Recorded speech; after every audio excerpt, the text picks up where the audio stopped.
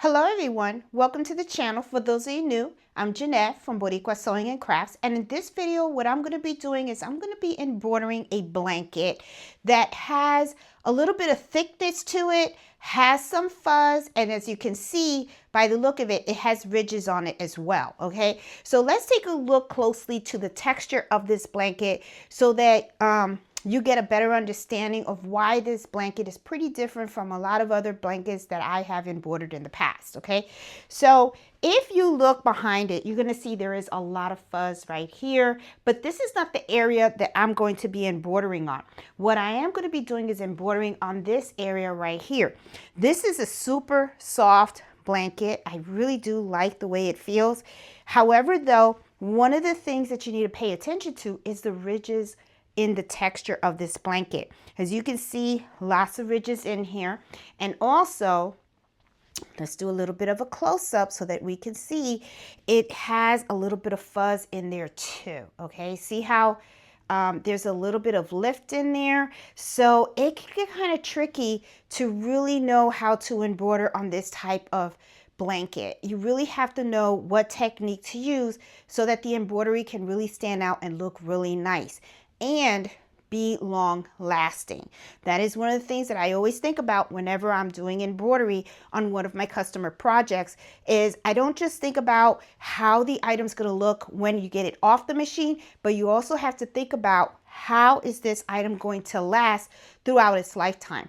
You know that blankets are going to be used a lot, they're going to be washed, they're going to be dried, so you don't want to have some type of wording on this blanket where you can see that this is going to lift up between the embroidery. You're going to want it to always look nice and fresh. Okay, so let me show you how I'm actually going to do the designs, because that's the first thing that we want to do. So let's go over to Embrilliance. I'm going to show you the design that I'm going to use in this type of blanket. All right, guys, so here we are at my MacBook, and I have Embrilliance opened up. That's the software that I use. If you're interested in it, I do have a link in the video description below. If all the things that I use in my videos, I will always have the links in the video description if you're interested. Just to let you guys know, this design right here has knockdown stitches included on it. That's the white gray area that you see on here. This is knockdown stitches, and I'll talk to you guys a little bit about that. But before we talk about this, let's talk about the type of font that you will want to use with that type of blanket. Okay, now let's say that you don't own Embrilliance Enthusiast. Embrilliance Enthusiast is what gives you the knockdown stitches. That is the area that you see in here in gray. Okay, now if you don't have the Enthusiast, you're going to have to then just resort to just the words alone, right? However, though, there is a trick to this. If you have something that has a lot of fuzz, highly recommend that you do not use a thin font. And I'm going to open up another sheet and I'm going to show you exactly what I mean by that. Okay, let's look at some fonts and I'm going to show you what I mean by it. Okay, now when I'm talking about you don't want a font that's going to be kind of like in the thin side, what I'm saying is don't choose fonts, and let me choose them big so that you can see. Don't choose for some reason I'm having a hard time with the word choose. Don't select fonts that are on the thin side like this, okay? Because you're going to have, even though you use water-soluble stabilizer while you're embroidering it, these are eventually going to sink into the item. Okay, and then you're not going to be able to see the embroidery.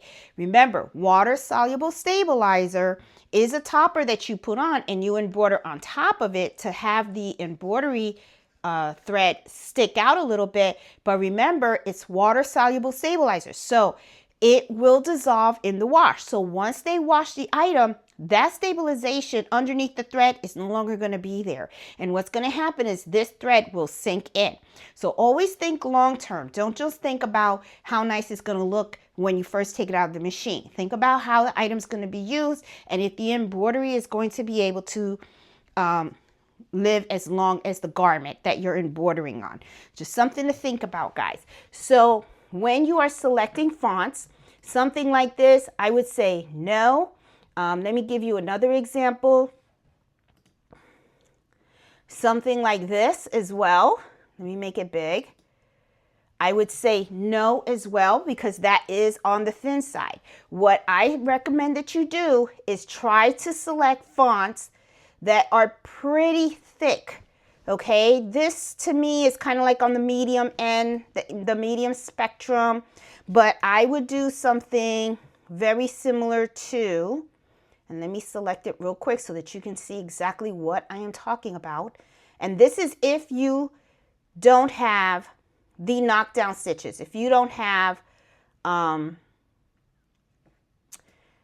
knockdown stitches. Now let me make this big so that you can see what I'm talking about. See how thick this font is?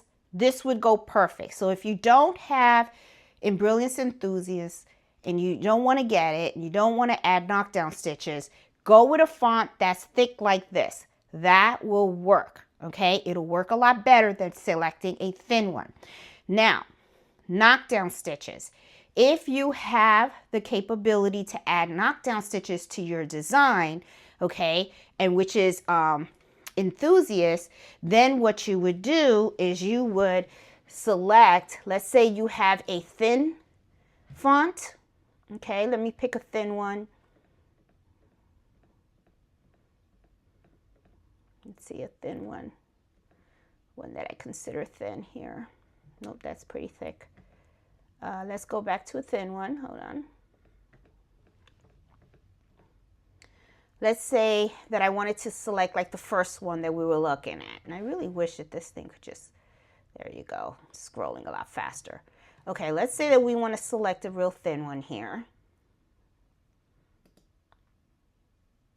Okay, this is pretty thin. See how little that is? It's kind of thin and stuff. Now you don't want it, of course, to be that big, but let me select something that's a little smaller. Okay, let's say you select that. Then what you want to do is you have Embrilliance Enthusiast, you go under Utilities, and then you go Add Knockdown Stitches. And you bi-directional, okay? Bi-directional selection, okay?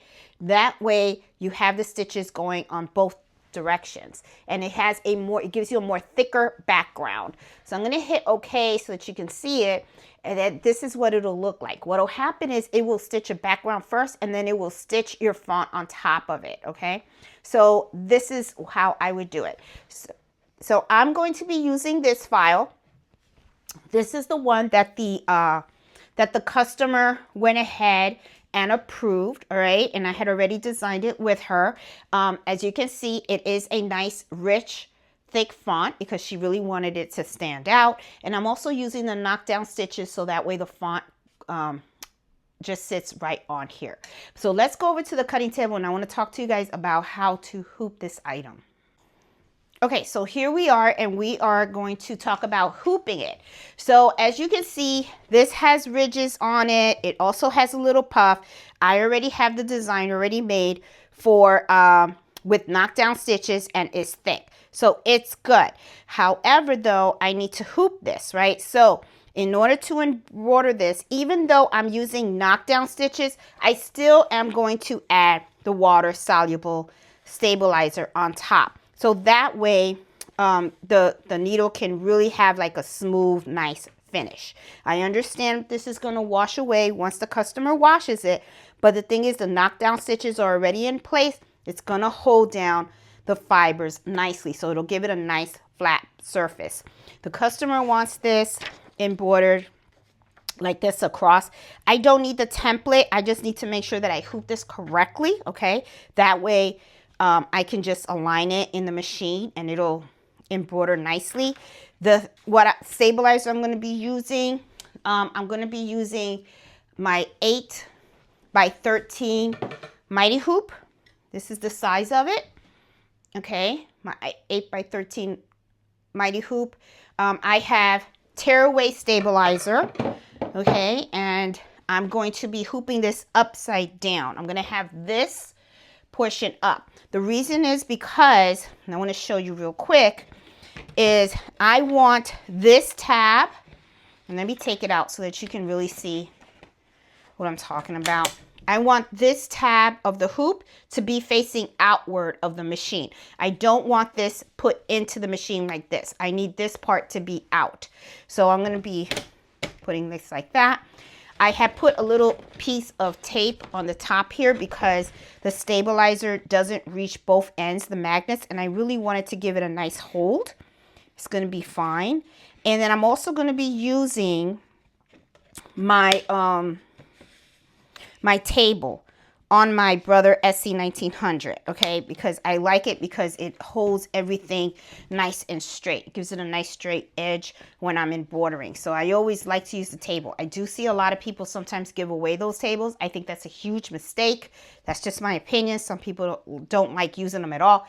I have to tell you, I use mine all the time. It's something that I love using. So I'm going to go ahead and I'm going to hoop this baby. All right. And let me pull up a chair because I don't like customers' items to be on the floor. That's just how I work. So I'm going to hoop this like this. Okay, that way the word and everything comes out nicely. And let me just turn this over so that way I can put my body against it.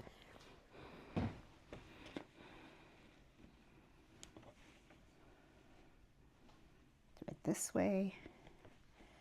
Okay, once I have this in place, I'm going to go ahead, put my stabilizer on here as well. My topper. And now I have this on here. Let me just move this down. And now I'm going to hoop it. There you go. And I have it perfect.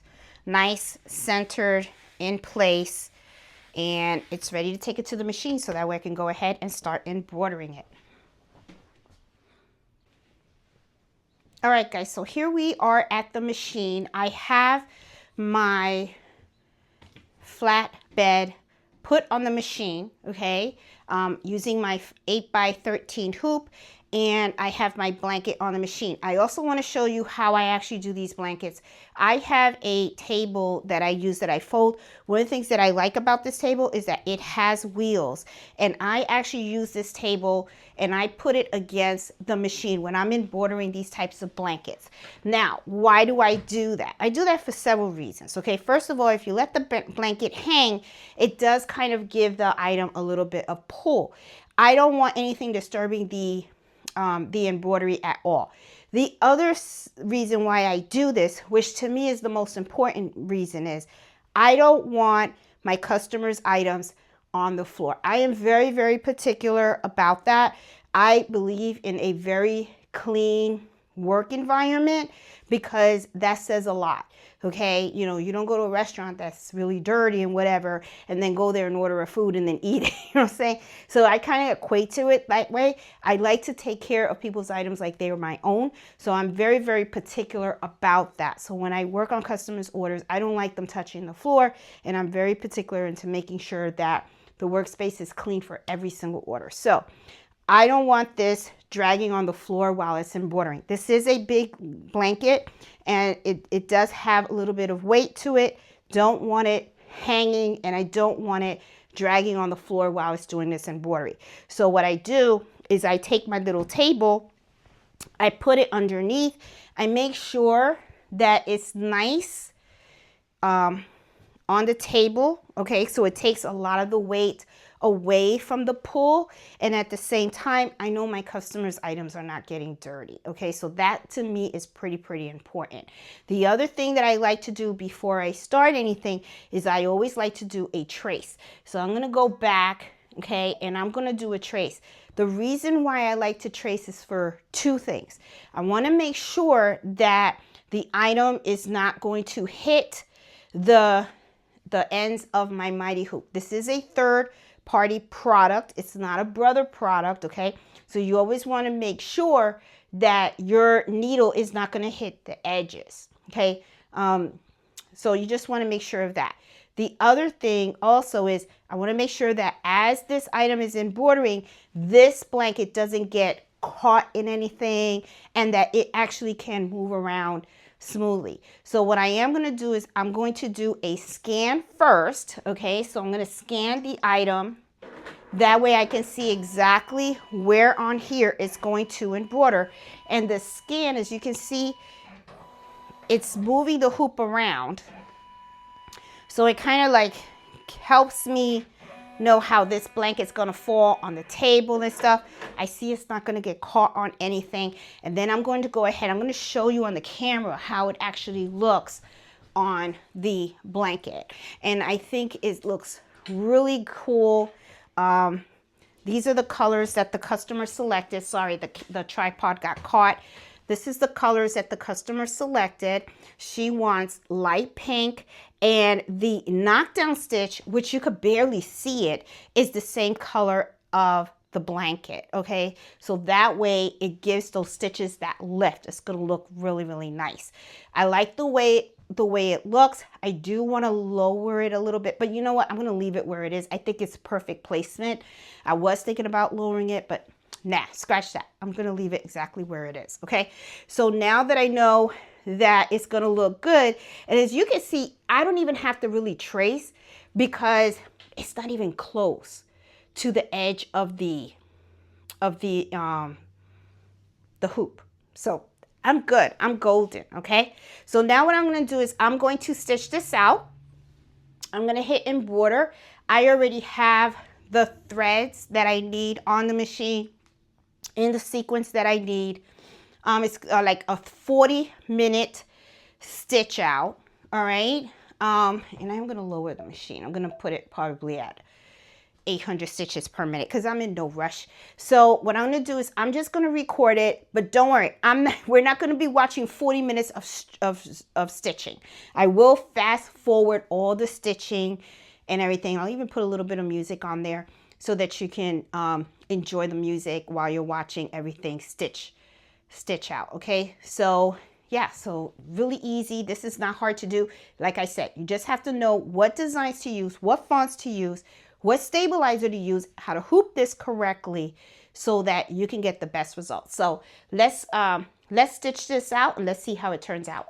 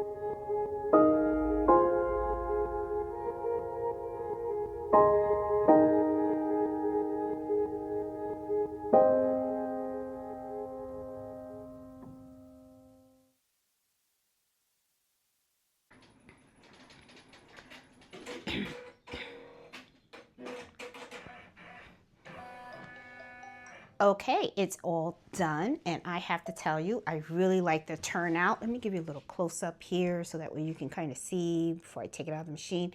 Looks really nice, but let's take it out of the machine. Let's look at it a little closely at the cutting table. Okay, so I'm going to comb around here. I'm going to pull this out,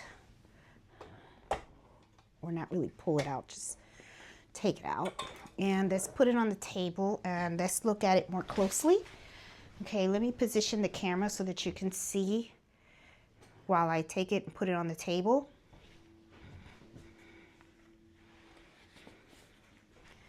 And look at that. Nice. Really nice. Let me give you a close-up. Matter of fact, I can zoom in on the camera. Let me zoom in on the camera so that you can really look at it. Look at that. Really nice.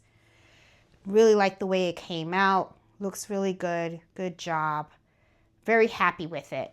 So now let's take it out of the hoop and let's look at it without the water-soluble stabilizer and all that good stuff. So I'm going to take this out from the hoop. I'm going to take it out this way. There you go. Okay. And put this on the side. Put this on the side as well. Put it that way. There you go. Okay, so this is tearaway stabilizer, right? So I'm just going to tear it. It should be really easy to tear, especially if you have the knockdown stitches. It's kind of perforated, so you can just take it out like this. It's really good. Put this in trash.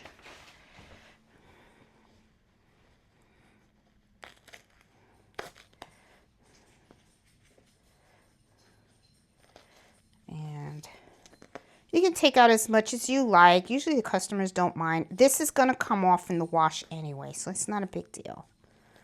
You know, but I do try to take it out, especially in the back. I try to take out as much as I can. And then just throw it straight in the trash and stuff. Okay, there you go. All right, so this is done. The water-soluble stabilizer should be easy to take out as well. Because of the knockdown stitches, you're not going to really have to worry about inside of the letters. So you should be able to just pull it out. And I hear Mellow knocking on the door with his paw.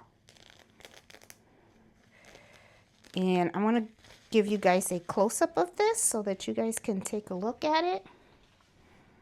And there is a little bit of water-soluble stabilizer that I have in here. I'm just going to peel it off.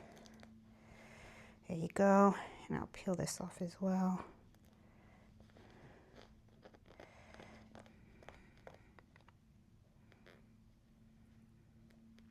There you go. All done. Let me give you a close-up now without the stabilizer on it so that you can see how it came out. Came out really, really nice, guys. I think the customer is going to be pretty pleased with the outcome. And see what I'm talking about? I have the ridges of the blanket, but even though I have the ridges of the blanket, it's still embroidered very, very, very nicely, especially with the knockdown stitches. So when they wash this, it's going to look just as good as it looks today and stuff, you know? I mean, really, really neat. I really like the way the stitch out came out. Looks gorgeous. Customer is going to be pretty happy with the outcome. Cute blanket, cute gift. Really like it. So guys, that's it for today's video. If you, I got tongue-tied all day today. But anyway, if you like my video, please give me a thumbs up. If you get that hype button and stuff and you really want to share this video, please give me a hype as well. It really will help out the channel a lot. And if you like, you can join me on Fridays at 8 o'clock Eastern Standard Times. Every Friday, I just host Embroidery Happy Hour, and I have a lot of fun, and I like to talk about different types of embroidery projects. So I will talk to you guys later. Hope you liked this video, like the way it came out, and, you know, I'll be talking to you soon. So happy sewing, happy embroidering, everyone, and I will talk to you later. Bye.